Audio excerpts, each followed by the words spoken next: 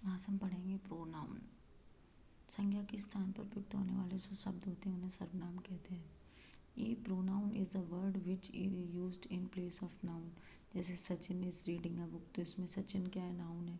जबकि he is reading a book, इसमें he क्या है, प्रोनाउन है। तो ही, सी, इट, दिस, ये सब क्या है, प्रोनाउन है। मतलब किसी संज्ञा होती है उसके स्थान पर जो शब्द प्रयोग करें उसको प्रोनाउन कहेंगे।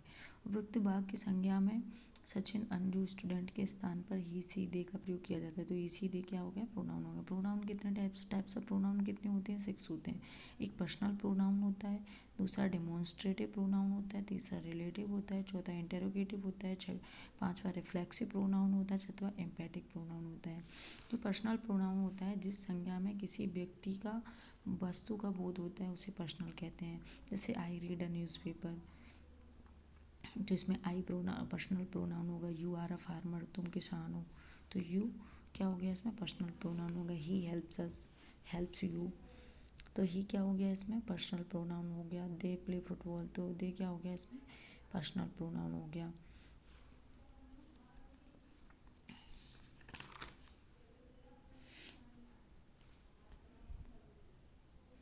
पर्सनल प्रोनाउन के निम्नलिखित 3 मुख्य पर्सन होते हैं। इसके 3 मुख्य होते हैं। पर्सनल प्रोनाउन में निम्नलिखित 3 मुख्य होते हैं। तो इसमें कितने पर्सन होते हैं, 3 होते हैं। पर्सनल प्रोनाउन में 3 मुख्य पर्सन होते हैं, इसमें फर्स्ट पर्सन, सेकंड पर्सन और third person.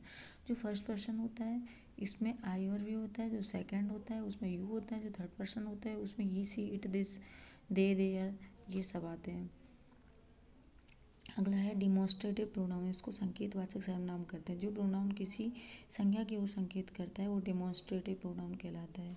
This, that, there, those, ये सब क्या है, डिमॉन्स्ट्रेटिव प्रोनाउन है। This is my book, these are pens, that is a boss, those are a student, तो ये सब क्या होता है, डिमॉन्स्ट्रेटिव, यानी किसी चीज़ की ओर संकेत करते हैं। तीसरा है रिलेटिव प्रोनाउन। ये होता है संबंधवाचक, यानी संबंध को दर्शाता है। जो सर्वनाम 2 वाक्यों को जोड़ता है और अपने से पहले प्रयुक्त नाउन से संबंध प्रकट करता है उसे रिलेटिव प्रोनाउन कहते हैं।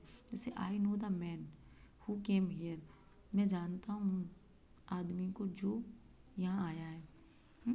तो आई का संबंध किससे, जो आदमी आया है उससे। This is a house which he bought, ये वही घर है जो मैंने खरीदा है।